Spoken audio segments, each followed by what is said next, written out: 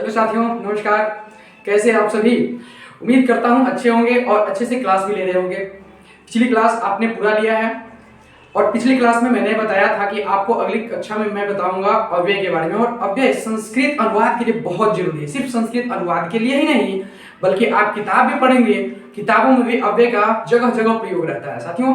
तो अव्यय हमें जानना बहुत जरूरी है। आइए अव्यय की ओर हम लोग बढ़ते हैं।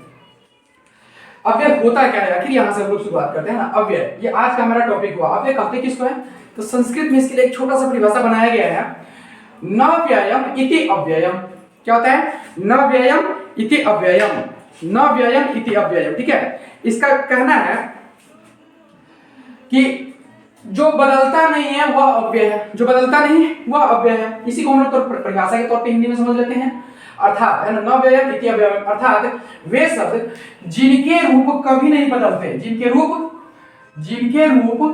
कभी नहीं बदलते हैं, है ना, उसे हम लोग क्या कहते हैं? अव्यय कहते हैं। साथियों, वे शब्द जिनके रूप कभी नहीं बदलते हैं उसे अव्यय कहते हैं। ठीक है, तो संस्कृत में बहुत सारे शब्द ऐसे आएंगे किताबों के बीच पढ़ते हुए या फिर अनुवाद बनाते समय, जो कुछ ऐसा शब्द होता है जिसका अर्थ कभी बदलता नहीं है। ठीक है ना, उसका रूप कभी नहीं बदलता है, जिसका रूप कभी नहीं बदलता है।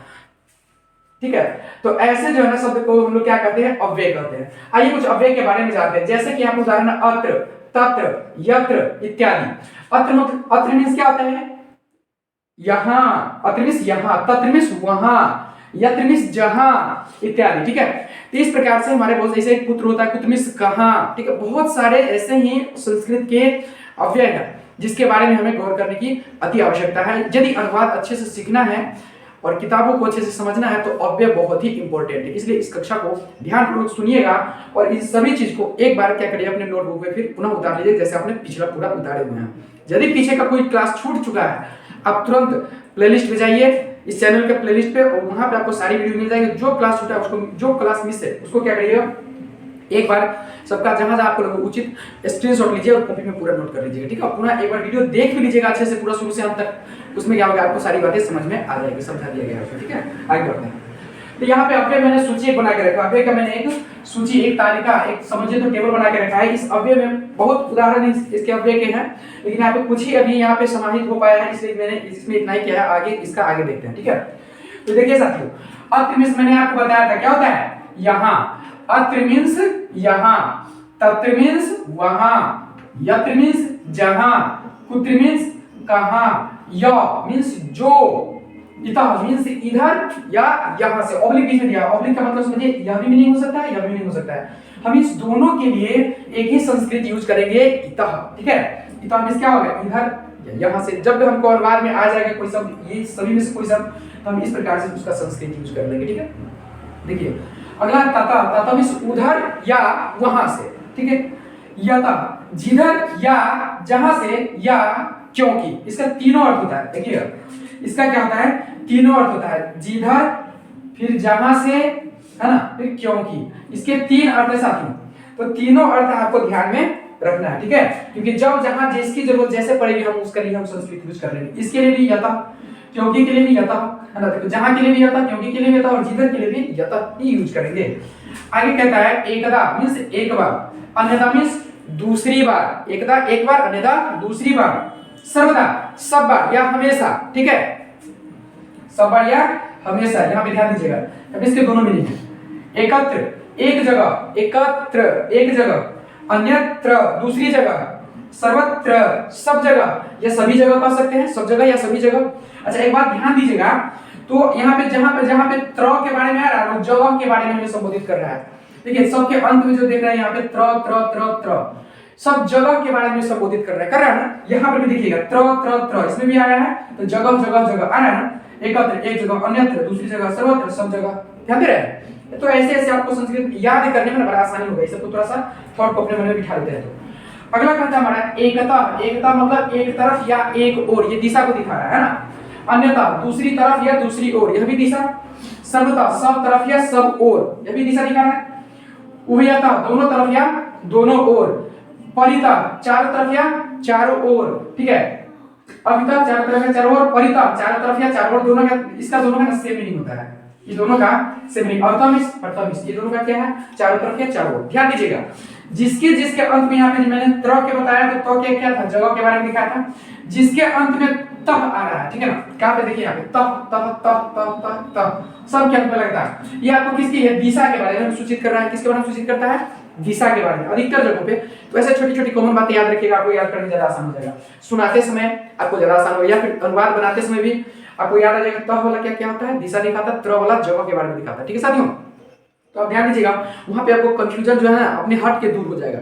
जैसे ही बात मन में आएगा आपको कंफ्यूजन खत्म।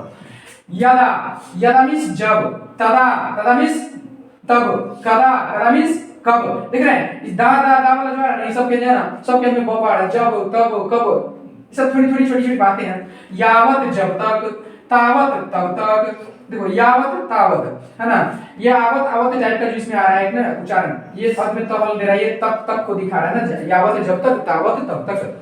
यथा जैसे या जिस प्रकार, तथा वैसे या उस प्रकार। ठीक है, तो साथियों अगला अव्यय हमारा है इदानीम। इदानीम मींस क्या होता है, अब या इस समय। इदानीम मींस क्या होता है, अब या इस समय। ठीक है, उसका तदानीम, तदानीम मींस तब या उस समय। परेद्यु, परेद्यु मींस दूसरे दिन। अन्यद्यु मींस भी दूसरे दिन। परेद्यु और अन्यद्यु दोनों संस्कृत में एक ही मीनिंग देता है। ठीक है, दूसरे दिन। उसका बाद पूर्वेद्यु, पूर्वेद्यु मतलब पिछले दिन। ठीक है, अपि मींस भी, एव मींस ही, च मींस और, किंच मींस और। अच्छा, ये भी दोनों सेम मीनिंग देता है, लेकिन इसका च का प्रयोग और किंच का प्रयोग में थोड़ा सा अंतर है। जब हम लोग अनुवाद बनाएंगे तो उसमें और का जब मीनिंग आएगा ना हिंदी में, तो संस्कृत उसका करेंगे च और किंच, दोनों का प्रयोग हम बताएंगे। ठीक है, उसके बाद है वा, वा मींस या, नु मींस भी या, अथवा मींस भी या, चेत, चेत मींस यदि, यदि, यदि मींस भी यदि। यदि क्या है ये समझे, तो यहाँ पे यदि जो है तत्सम है, संस्कृत में भी सेम और हिंदी में भी सेम प्रयोग होता है। ठीक है, और यहाँ पे चेत का यदि होता है और यदि मींस भी यदि होता है। उसका बाद तू, तू मींस तब, तड़ही, तड़ही मींस भी तब। ठीक है, ये दोनों सेम मीनिंग होता है। यत की, परम लेकिन, परम लेकिन परंतु होता है ना वो। उसके बाद है एवं, ऐसा या इस प्रकार। एवं का मीनिंग हिंदी में क्या होता है, ऐसा या इस प्रकार। इत्थम, इत्थम मींस भी ऐसा या इस प्रकार। इति, इति मींस भी ऐसा या इस प्रकार। ठीक है, अगला हमारा है अतः, अतः मींस इसलिए। नूनम, नूनम मींस निश्चित या अवश्य। ठीक है, खलु मींस भी निश्चित या अवश्य, दोनों सेम मीनिंग देता है साथियों। ठीक है, उपांशु, उपांशु मींस चुपचाप। तुस्निम, तुस्निम का मतलब भी चुपचाप, ये दोनों सेम मीनिंग देता है। ठीक है, उच्चई मतलब जोर से, सनई मतलब धीरे। ठीक है, तो सनई अगर इसी को दो बार बोल दीजिए तो सनई सनई, तो धीरे धीरे हो जाएगा ऐसा। उसका अद्य, आज। ये ध्यान दीजिएगा, द्य है, एक ध होता है जो ऐसे होता है। ठीक है ना, ये ऐसे नहीं, ये ऐसे करके फिर ये ऐसे, ये द्य बनता कैसे है, तो आधा द और य जब मिलाते हैं ना तब यह द्य बनता है। ठीक है, इसका जब तोड़ते हैं तो इसका क्या निकल गया था, फिर से यही है ना, आधा द और य, और ध अलग चीज हो गया। ठीक है साथियों, ध्यान दीजिएगा आगे। फिर अद्यैव, आज ही, इसमें भी द्य है। द्य विद्यालय जैसे लिखते हो ना, विद्यालय में द्य वही द्य है। पूरा, पूरा मींस बहुत पहले। प्राक, प्राक मींस भी पहले भी होता है और बहुत पहले, दोनों होता है इसका। ठीक है, दोनों जगह इसका यूज कर सकते हैं। पूर्वम, पूर्वम मींस पहले। परस्वः मींस परसों। ठीक है, स्वः, स्व मींस आने वाला कल, जिसको आगामी कल भी कहते हैं। जो कल, आज, आज के बाद फिर आएगा कल, तो वो कल होता है, उसके लिए मीनिंग संस्कृत में होता है स्व। यह कौन दो तरीके से लिख सकते हैं, या तो ह में हलंत लगा के य और विसर्ग लिखिए, या फिर ह में से ही य लगाकर संयुक्त अक्षर है ना, संयुक्त अक्षर बना करके विसर्ग लिख दीजिए। यह दोनों को पढ़ेंगे क्या, यह भी यह ही है, इसी का दूसरा तरीका से लिखने का मतलब है वही चीज। यह मींस बीता हुआ कल, जो कल बीत गया, आज से पहले जो कल था वो कल क्या होता है, बीता हुआ कल। संस्कृत में उसका मीनिंग देता है यह। सद्य, सद्य मींस तत्काल, तत्काल मींस क्या होता है, अभी अभी। इसका अभी अभी भी कर सकते हैं, अभी अभी या तत्काल। चिरम, चिरम मींस देर तक। चिराय, चिराय मींस भी देर तक, ये दोनों क्या करता है, सेम मीनिंग देता है। ठीक है, चिरेन देर से, और चिरात यह भी देर से, यह दोनों का फिर सेम मीनिंग। ठीक है, उसके बाद शीघ्रम जल्दी, झटिति जल्दी, ठीक है, ये दोनों भी सेम है। और इसका मतलब सपदी मिस भी होता है जल्दी और आंसू मिस भी होता है जल्दी, यानी कि यहां से यहां तक कि चारों मीनिंग जो है ना, चारों जो है संस्कृत में एक ही मीनिंग देता है। जल्दी के लिए आप चारों में से कोई यूज कर लीजिए। जल्दी के लिए या तो आप जो है ना ये दोनों में से यूज कर लीजिए, कोई शीघ्रम या झटती या फिर सपदी या आंसू, इन चारों में से कोई जल्दी के लिए यूज कर सकते हैं। स्वाद है न मींस नहीं, नो मींस भी नहीं, नहीं मींस भी नहीं। लेकिन यहाँ पे देखिए संस्कृत में नहीं में छोटी मात्रा हमें और हिंदी में बड़ी मात्रा के साथ अनुस्वार भी ऊपर में होता है। जब भी आप हिंदी में नहीं लिखते हैं तो अनुस्वार ऊपर में जरूर दिया कीजिए, तो वो क्या होता है व्याकरण के हिसाब से गलत हो जाता है। या फिर आप लोग हिंदी में मैं लिखते हैं मैं, है ना, तो ऐसे अनुस्वार देना अनिवार्य है, नहीं तो आप ऐसे लिखते हैं तो शुद्धि के हिसाब से देखा जाता है गलती हो जाता है। अगर लेते करके सॉरी इसमें तो बिंदु में दिया ही था, मुझे आदत है देने का इसलिए दिया जाता है। ठीक है, यहाँ पे आप ऐसे ही छोड़ देते तो ये व्याकरण के हिसाब से क्या हो जाएगा, यहाँ पे अगर बिंदु दे देते हैं ऐसे तो यहाँ सही है। ठीक है, इसी प्रकार से नहीं में भी ऐसे ही अनुसार होता है। इस सबका मतलब सेम है यहाँ से लेकर के यहाँ तक। ठीक है, पूरा उसका नाम माँ मींस मत, ये निषेध, निषेधात्मक वाक्य शब्द है, ये निषेध करता है। निषेध मतलब क्या, मना करना। तो मत करो, यह काम मत करो, वह काम मत करो, जैसे रोकते हैं ना, मना करते हैं, तो मना करने के बाद निषेध में है ना निषेधात्मक शब्द के रूप में इसको उपयोग करते हैं। तो उसका संस्कृत क्या होता है, माँ। माँ के ऊपर चंद्र बिंदु नहीं है तो माता जी वाला माँ हो जाता है। ठीक है ना, ये चंद्र बिंदु सिंपल सा माँ है। आम मींस हाँ, आम मो में हलत फुलत भी नहीं है, सिंपल सा। आम मींस हाँ। ऊपरी, ऊपरी मींस ऊपर।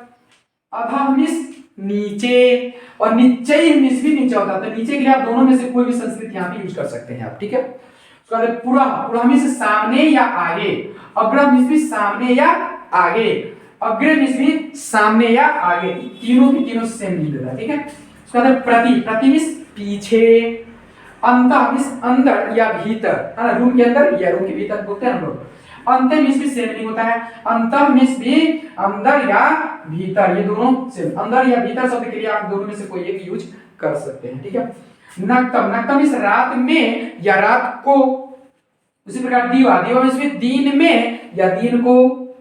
बही, बही मींस बाहर, बही मींस बाहर। अति, अति मींस अधिक। ठीक है, अतीव, अधिक मींस भी होता है, अधिक भी, अत्यधिक भी, अत्यंत भी। संप्रति, संप्रति मींस इस समय। सांप्रतम, सांप्रतम मींस भी इस समय, ये दोनों फिर से सेम मीनिंग देता है। ठीक है साथियों, आपने इसको देखा, आप क्या करिए, इसका एक बार स्क्रीनशॉट लीजिए और अपने कॉपी में पूरे अच्छे से इसको उतार दीजिएगा। ठीक है साथियों, ताकि आपको याद करने में, अनुवाद बनाने में उस समय जब आएगा तो याद रहेगा, तो अनुवाद बनाते समय बहुत ही मजा आएगा। और अभी भी पूरा खत्म नहीं हुआ है, मैं इसके नेक्स्ट वीडियो में मैं इसके अलावे जो बच गया है उसको मैं पूरा लिख दूंगा।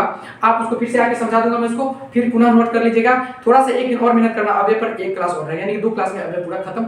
और यह अव्यय संस्कृत में अनुवाद बनाते समय इतना उपयुक्त होता है साथियों, बहुत ज्यादा इसका काम आता है। इसलिए आप इसको इस व्यू से रखिए कि आपको किताब समझने में भी और अनुवाद बनाने में भी, यानी कि संस्कृत के हर पहलू में इसका आपको जरूरत पड़ेगा, लगभग बहुत जगह इसका उपयोग होता है। ठीक है, तो बिना अव्यय के अनुवाद जो लगभग रहता ही नहीं है। ठीक है, छोटे छोटे अनुवाद है जो मैंने पीछे बताया था, जो कि अव्यय छाट करके उसमें लिखा था। ठीक है, तो इस प्रकार में इस पे अनुवाद भी आगे की क्लास में बताऊंगा आपको। ठीक है, इसका एक बार स्क्रीनशॉट लीजिए, मैं हट जाता हूँ। हो गया साथियों, और अभी तक आपने पीछे का वीडियो नहीं देखा है तो मैं यहाँ पे जो है ना प्लेलिस्ट डाल दूंगा, इसको आप देख लीजिएगा। उसके नीचे ठीक इसके पीछे वाला वीडियो अगर छूटा है तो उसको भी देख सकते हैं, यहाँ पे डाल दूंगा। ठीक है, और चैनल भी अभी तक सब्सक्राइब नहीं किया तो साथियों चैनल को जरूर सब्सक्राइब करें, यहाँ पे आपको आइकन दिखेगा, इस पे जरूर सब्सक्राइब करिएगा। और अपने साथियों के साथ इसको वीडियो को ज्यादा से ज्यादा शेयर करिए और सभी लोग मन से